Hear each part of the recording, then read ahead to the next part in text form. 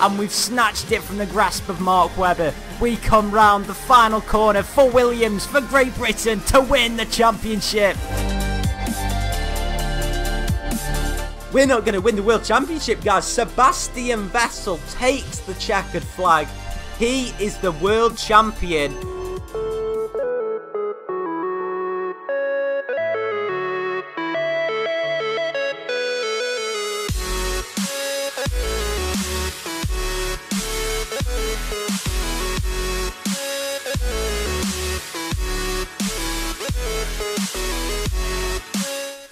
Yes, guys, it is time for season number 3 of the F1 Ultimate Career. Of course, we did season 1 on F1 2010, season 2 on F1 2011, and we are now on F1 2012 for season 3. It's a full 20-round season, and as you guys probably remember from last season, we lost out on the title in the final couple laps of the race, so we're going to be looking to try and get that title back this season. Of course, we won it back in 2010, and we're starting off the season, as we always do, or as we usually do, in Melbourne, in Australia. And, well, we've got a title to get back in the Williams, and without further ado, it's time to get in to qualifying.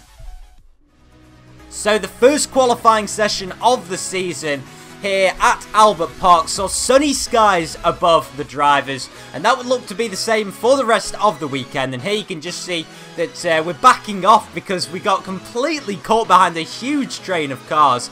And going out pretty late in the session, as you can see, all other 23 drivers have set a time at this point. But going through the first sector split, it didn't look as if there was going to be any problems in this first session. As you can see, going out on the prime tyres. This weekend, you're going to be seeing the white-walled and the yellow-walled tyres. The yellow-walled tyres, of course, the soft tyres are the softer of the two compounds. But there you just saw us negotiating a back marker who we thought we were going to trip up along. But anyway, we got second in that session. And as you can see, the big name casualty is Felipe Massa in Q1 in the Ferrari. He went out along with the 6 usual suspects, of course, the HRTs, Caterhams and Marussias. Now into Q2, this is where we've really got to be on the pace because, well, obviously we're in a Williams, which isn't the fastest car in the game by any means. And as you can see, just locking up into the final sector, that's going to do us no good whatsoever. And on the run to the line, you can see we do a 1:27.4, but we fueled ourselves up for a good few laps in this session. So coming across the line for our second lap, we're now in 4th position, and just going out towards the end of the session to make sure of our place in Q3. You can see here coming through the second sector split now, and we are purple by nearly 2/10, so it's looking very, very good for Q3. Especially in the first 2 sectors. We did lose a little bit of time in the 3rd sector though, and there you can see we got through in 7th position. Jenson Button, Fernando Alonso, Lewis Hamilton and Nico Rosberg, and even Roman Grosjean as well, all big name casualties in Q2, so it's going to be a bit of a mixed session in Q3, but we used all of our tyres pretty much in Q2, so we only have 1 set left, and there you can see that we went out pretty late in the session. It's currently a Red Bull 1-2 with Kamui Kobayashi in 3rd. So a top 3 space is definitely, well, it's definitely up for grabs for us. And coming through the first sector now, you can see that we are just about purple.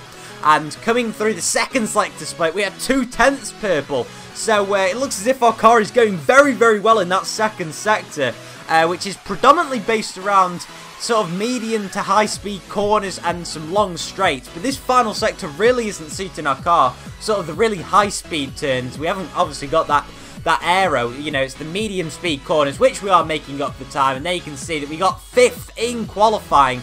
So, like I said, just losing out in that final sector. We're going to be starting from 5th in tomorrow's race.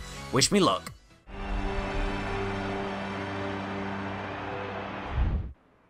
Alright then, this is it. It is time for the first race of Season 3. I hope you guys are looking forward to this season. If you are, then make sure to leave a like on the video, just to show support for the series. Now you can see that we're going for a one-stop strategy in today's race and getting out onto the grid now. In our Williams, of course, we've been in it for the first 2 seasons. Why change a winning formula? Although we didn't win last season, we came incredibly close and we could easily have won the title. And those are the 2 guys that we're probably going to be chasing after for this whole season, the 2 Red Bulls of Vettel and Webber. Our teammate Pastor Maldonado put in a pretty decent qualifying also.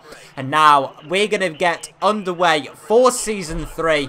The lights are coming on for Formula 1 2012. And Season 3 of the Ultimate Career is away. And we get a pretty good start using the curves off the line, of course. And now going towards Turn 1. We look as if we've sort of bogged down in the second stage of the start. And everyone's going reasonably slowly through Turn 1. But they're just parking their cars in a good position for themselves. But we do manage to make up one position on Mark Webber. Are we going to get down the inside of Kamui Kobayashi going into Turn 2? Yes, we are. But are we going to be able to hold it? No. Kobayashi, beautiful move around the outside. Got to give the Sauber driver credit. But most importantly, we are ahead of one of the Red Bulls, Mark Webber, and we've got to have to try and get past Kobayashi early if we really want a shot at the win, because, well, it looks as if the Red Bull of Vettel is just going to storm away at this stage of the race. Are we going to maybe make a move down into the next turn? Yes, we're going to go around the outside. No, we don't fake it to the inside, but we've locked our front left tyre, and that has gone awfully wrong. No, that is not what we wanted. We've gone off the track, and we're down into 6th position. Oh my word, 7th position, it's an awful start. Well, what looked like we were going to be going up into P2, we've ended up losing 5 positions. Going into the gravel has really cost us, and the thing on this game which I've noticed is completely different to F1 2014 is the ability to lock up. I mean, it's probably, it's definitely up there with one of the highest probabilities of locking up on any Formula 1 game, so it definitely is going to take some getting used to this season. So, yeah, apologies for any bad driving that you are going to see through the course of the early stage of the season, but you saw that we did pick off Schumacher there, so we're up into 6th place. Schumi has been dispatched off. We've got yellow flags in the final sector, but I don't think we've got any retirements. And now going on to lap 4, you can see that we've caught up to Sergio Perez now, who is currently in 5th position for Sauber, who are having a fantastic weekend so far. We're going to go down the inside of Perez. No dummy this time, so it should be easy. No, it isn't. He's holding it round the outside, but he has just run out of track, unfortunately for him. But we'll take that position, no problem. And it was pretty good to see Sergio obviously try and hold it round the outside, but he couldn't quite do it in the end. Now you can see a 1.4 second gap to Kimi Raikkonen ahead.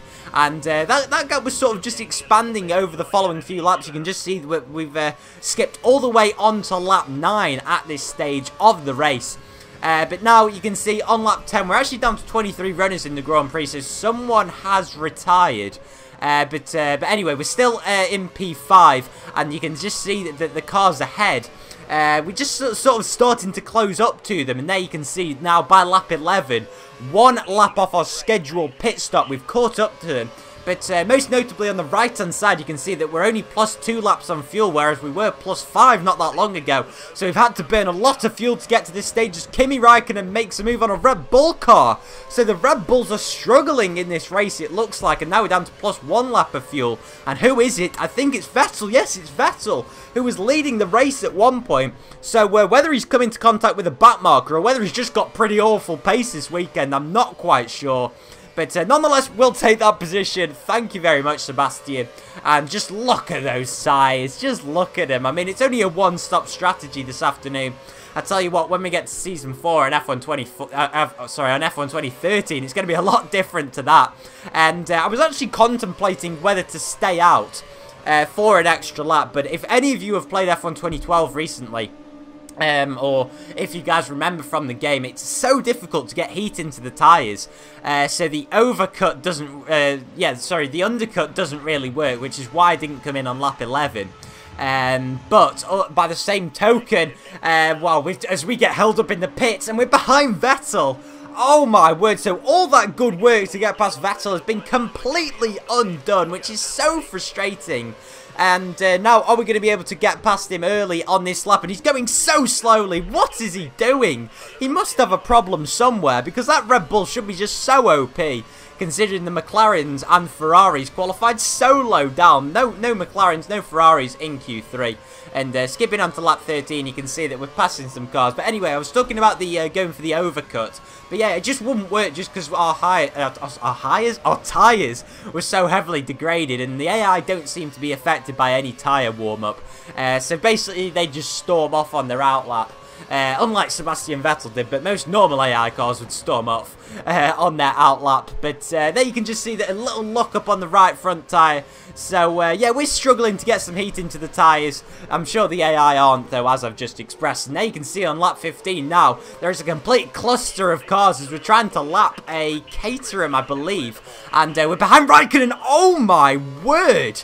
How on earth did we avoid Raikkonen and keep the DRS open? But nonetheless, we've got the move done. We're up into 3rd position, and that has got to be one of the overtakes of the series.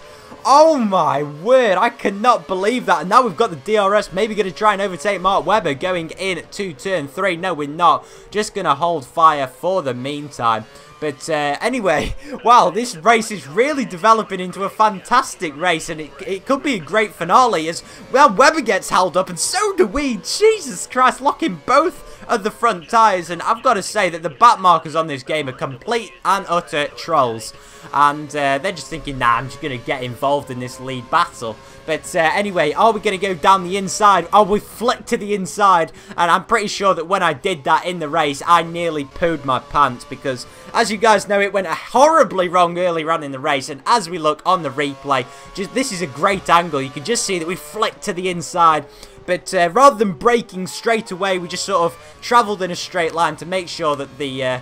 what happened on lap 1 didn't happen again. And now, to be honest, for the rest of the race, I've got to say, guys, it is a fantastic race to the end. So don't switch off now whatsoever. And you can just see that Mark Webber gets ahead of us there. So it's going to be a great battle between myself, Webber, and Raikkonen for the rest of the race. Kimi Raikkonen's teammate, Roman Grosjean, sets the fastest lap of the race. I believe he's on the option tyres. But here you can just see that we get a great run off that corner. And that's what I mean about being so quick through Sector 2. And what I saw from this race is that the Red Bulls, unlike in real life, had awesome straight line speed, but they had nothing else whatsoever. But anyway, as you can see there, Webber struggling past back markers, and whilst I was looking at that, I nearly dumped it in the wall. So, yeah, stay safe, kids. Don't look back at Mark Webber passing back markers, because you'll crash into the wall. But luckily, we did manage to stay out of the wall. And now skipping onto lap 25, so only 5 laps from home, you can see that Webber once again has passed us with the DRS. He's just so quick in a straight line. I don't know how that's happening, because even in 2012, Red Bull weren't quick in a straight line. And I know I've also got a Renault engine in my... what is it? A Williams. I've got a Renault engine in my Williams this season, so pretty much I've got an equal car to the Red Bull, except my aero is drastically worse, which doesn't seem to be having any sort of effect, because as you can see through these corners, we are being, well, we're catching up with him so much, and there you can see catapulting ourselves through Sector 2. We're gaining and gaining now on Mark Webber as we come onto the straight using the slipstream. We go down the inside, a powerful move, and we just about keep it within the yellow lines and back up into P2. We're going to give him the room around the outside, but he doesn't choose to take it. We're back up into P2, but for how long, that's the question, because we are exchanging positions like no tomorrow. And unlike the 2015 Formula 1 season, there are a lot of overtakes in this race. And there you can just see, once again on lap 27, Webber's like, nah, I'll just have this position back. And later on in lap 27, pretty much the same happened as happened on lap 25. We just passed Webber at the end of Sector 2. And surely that's got to be it for the end of the race as we run a little bit wide there. But nope, Webber isn't done yet. He just goes past at the start of lap 28. So pretty much twice a lap we're changing positions at the moment. And yep, once again at the end of lap 28, are we going to pass him? No, he parks it pretty much in the middle of the track. So are we going to get the undercut on Webber? No, we're not. We just couldn't quite cut underneath him. And now are we going to be able to make a move down here? Probably not, because we're not very good in this final sector. But oh my word, we've hooked it round the outside. And with just over a lap to go in this race, that could be a pivotal overtake as we look on this fantastic replay camera. That's a really, really good move from ourselves. But, well, within the matter of seconds, Mark Webber passes us at the start of lap 29, and could that be it for the race? We're going to have probably 1 or 2 more opportunities, and now you can see that we're -1 lap on fuel as well. So this really isn't going well for ourselves, and coming towards the final sector of the race, we're going to have to turn down the fuel if we want to make it to the end. And now, are we going to be able to make a move on Mark Webber going into this final sector? Surely we deserve P2 on the podium. But Kamui Kobayashi wins the race. He's dominated this race. And now you can see we're going to the line and we're chugging already to the line. So we can wave bye-bye to P2. Are we going to be able to get P3? That's the question. And we come around the final corner. We're chugging. We're chugging. Come on, just get past Raikkonen. And surely we're just going to be able to get Raikkonen on the line. We've got the DRS. Yes, we do. P3, I tell you what, Australia does not disappoint us, does it? 3 seasons at this circuit and we have got 3 podiums. This year it's 3rd position. I believe we got 3rd last year as well. But this year Sebastian Vettel didn't win the race. It was Kamui Kobayashi who took the race win by a commanding 21 seconds. So that Sauber is blooming OP this season. And yeah, Sebastian Vettel down in 6th position. And there you can see Button, Massa, neither of them scored points. And I don't believe Lewis Hamilton scored too many points either. I could be wrong. No, Hamilton didn't score either. Fernando Alonso scored 2 points. Our teammate Pastor Maldonado with 4 points on the board already this season. So pretty good for Williams. Yes, we're 3rd in the constructors standings, but Sauber leading the way. I'm not sure how long that will be for. So it could be a good battle between ourselves and Sauber for the rest of the season. I think Red Bull will probably win the Constructors' Championship. But, well, that was a really action-packed first episode of The Ultimate Career, guys. Or, well, Season 3 of The Ultimate Career, should I say. Make sure you drop a like if you did enjoy it. And I'll see you guys in Malaysia for the next round. Take care, guys. Bye-bye.